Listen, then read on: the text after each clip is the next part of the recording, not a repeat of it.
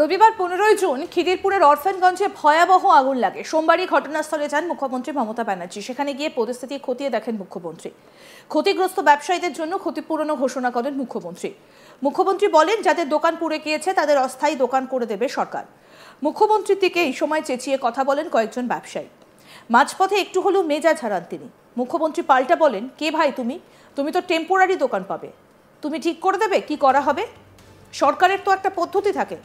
মুখ্যমন্ত্রীকে বলতে শোনা যায়, আগুন তো আমরা লাগাইনি, তোমাদের নিজেদের অব্যবস্থার জন্য আগুনটা লেগেছে। এখন সরকার যেটা করতে পারে, সরকার নতুন মার্কেট তৈরি করে দেবে, তোমাদের টাকা লাগবে না, যেটা নিয়ে তোমরা চিন্তা করছো। কি বললেন মুখ্যমন্ত্রী, আসুন শোনাই।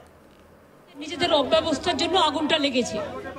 এখন যেটা গভর্নমেন্ট করতে পারে, গভর্নমেন্ট নয়া বিল্ডিং করে দেবে, নয়া মার্কেট করে দেবে বিনা পয়সায়, তোমাদের পয়সা লাগবে না, যার জন্য তোমরা চিন্তা করছো। দুই হচ্ছে, আমরা টেম্পোরারি মার্কেট, টেম্পোরারি যতক্ষণ নতুনটা না হচ্ছে টেম্পোরারি মার্কেট তৈরি করে দেবে, এবং যাদের যাদের দোকান ছিল, যাদের পড়ে গেছে, হ্যাঁ তুমি টেম্পোরারি দোকান করছো তো, তোমাদের টেম্পোরারি করে দেওয়া হচ্ছে তো একটা জায়গায়।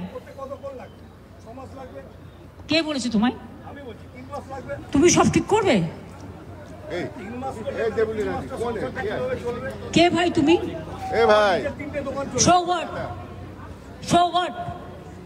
তোমার দোকানে আগুন লেগেছে, আমরা তো সিম্প্যাথেটিক। গভর্নমেন্টেরও তো কতগুলো প্রসিডিওর আছে। একটা মার্কেট তৈরি করতে যে টাইম টেম্পোরারি লাগবে, এটা তো তোমার পার্মানেন্ট হচ্ছে না, ওরা ইমিডিয়েট করবে। সেই জন্যই তো তোমাদের হাতে আমরা চেষ্টা করব এনকোয়ারি করার পর, না এটা আমি দোকান শিফট করার পরে দেবো। তার কারণ হচ্ছে তোমরা যখনই দোকান তৈরি করবে খুব তাড়াতাড়ি আমরা করে দেবো, যাতে টেম্পোরারি দোকানটা, ये सबका बात है, आपका अकेला नहीं है। बात यह है कि टेम्पोररी हम जल्दी से जल्दी, जितना जल्दी हो सका हम कर देंगे। आपका लिए पूरा सिंपैथी हम लोग का है, लेकिन आप भी ध्यान रखिए, जब आप इधर उधर बैठ जाते हैं तो कोई आग ना लगे, कोई खतरनाक कुछ ना हो, ये आप लोगों को भी देखना कर्तव्य है हमारा। এদিকে ব্যবসায়ীর সঙ্গে মুখ্যমন্ত্রীর এই কথোপকথনের কিছুটা অংশ নিজের এক্স হ্যান্ডেলে তুলে ধরে রাজ্যের মুখ্যমন্ত্রী অমানবিক বলে উল্লেখ করেছেন বিজেপি নেতা অমিত মালভিয়া। তিনি আরও লিখেছেন, অগ্নিকাণ্ডে সর্বস্ব হারানো নিঃস্ব ব্যবসায়ীদের বেদনাকে কতটা নিষ্ঠুর হতে পারে। তবুও এই পশ্চিমবঙ্গের মুখ্যমন্ত্রী মমতা ব্যানার্জি খিদিরপুর পরিদর্শন করেছেন। সেখানে 1300টিরও বেশি দোকান পুড়ে ছাই হয়ে গিয়েছে এবং বিধ্বস্ত ব্যবসায়ীদের পাশে দাঁড়ানোর পরিবর্তে তিনি নির্লজ্জভাবে এই ট্র্যাজেডির জন্য তাদের দোষারোপ করেছেন। যখন ক্ষতিগ্রস্তরা তাদের যন্ত্রণা প্রকাশ করার চেষ্টা করেছিল, তখন তার চাটুকাররা তাদের চুপ করিয়ে দিয়েছিল। তার পক্ষ থেকে কোনো সহানুভূতি নেই, কোনো জবাবদিহিতা নেই, কেবল অহংকার। পশ্চিমবঙ্গ আরও ভালোর যোগ্য। তারা আর একজন হৃদয়হীন দোষারোপকারী মুখ্যমন্ত্রীকে চায় না। টুইট অমিত মালভিয়ার।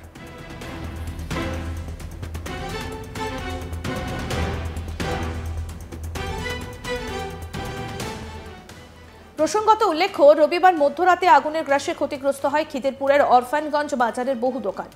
কিছু দোকান সম্পূর্ণ পুড়ে গিয়েছে, কিছু দোকান আংশিক। ঘটনাস্থল পরিদর্শন করেন মুখ্যমন্ত্রী। সব দোকানের ব্যবসায়ীদের জন্যই ক্ষতিপূরণের ঘোষণা করেন মমতা ব্যানার্জি। সোমবার বিধানসভা থেকে খিদিরপুরের ঘটনাস্থলে যান তিনি। বাজার ঘুরে দেখার পর মমতা জানান, মার্কেট নতুন করে বানিয়ে দেওয়া হবে। অগ্নিকাণ্ডে যাদের দোকান আংশিক পুড়েছে তাদের প্রত্যেককে 50,000 টাকা করে দেওয়া হবে, আর যাদের দোকান সম্পূর্ণ পুড়ে গিয়েছে তাদের প্রত্যেককে 1 লক্ষ টাকা দিয়ে সাহায্য করা হবে। তবে আর্থিক সাহায্যের আগে পুরসভার তরফে সমীক্ষা করা হবে।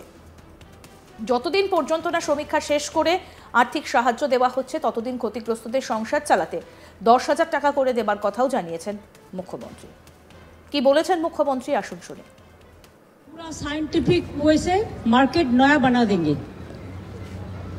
जैसे आप लोगों का भविष्य में कोई दिक्कत ना हो, जिसमें फायर फाइटिंग का अरेंजमेंट रहेगा और आप लोगों को खर्चा भी नहीं करना पड़ेगा। खुद गवर्नमेंट का ओर से ये मार्केट बना देंगे। दूसरी बात ये है कि हमारा अभी तो सर्वे नहीं हुआ, पूरा सर्वे करने से थोड़ा टाइम लगेगा। कितना दुकान जला, कैसे जला, ये तो इन्वेस्टिगेशन तो होगा ही, कैसे जला। और सिलेंडर जब आप रखते हैं ना, सिलेंडर को कभी कभी टेस्ट कर लो, नहीं तो वो जिंदगी भी जल जा सकता है। हम लोग सिलेंडर घर में ले आता है, काम पे लगाता है, लेकिन कभी टेस्ट नहीं करता है। एयर कंडीशन मशीन को टेस्ट नहीं करता है, इसमें दिक्कत हो जाता है। इसको बारे में भी आप लोग ख्याल रखो। और ये मार्केट अभी शिफ्ट करना पड़ेगा और नया मार्केट बनाने के लिए एक जाएगा, काउंसिलर और मेयर मिलके ठीक किया है, हम भी बातचीत कर लिया। वो आपका पास इंफॉर्मेशन आएगा, नजदीक में ही है।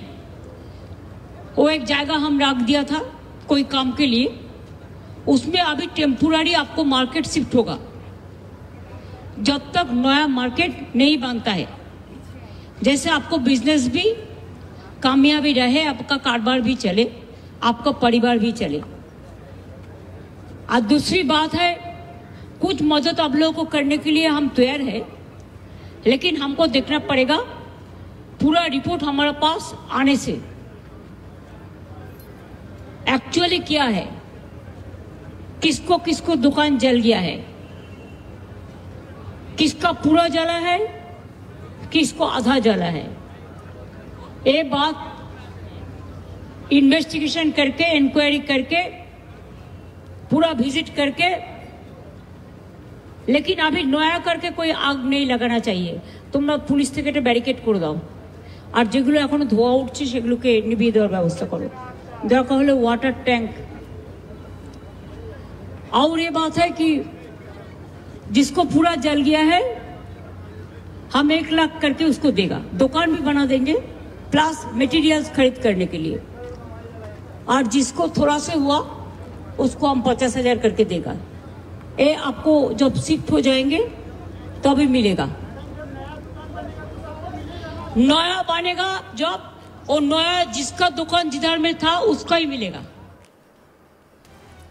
খিদিরপুরে যে বাজার পুড়ে গিয়েছে সেই এলাকায় খতিয়ে দেখেছেন মুখ্যমন্ত্রী মমতা বন্দ্যোপাধ্যায় সোমবার, এবং তিনি এলাকার ব্যবসায়ীদের সঙ্গে কথা বলছিলেন এবং সেই সময়ই বেশ কয়েকজনকে বলতে শোনা যায় যে তারা তাদের কথা বলছেন।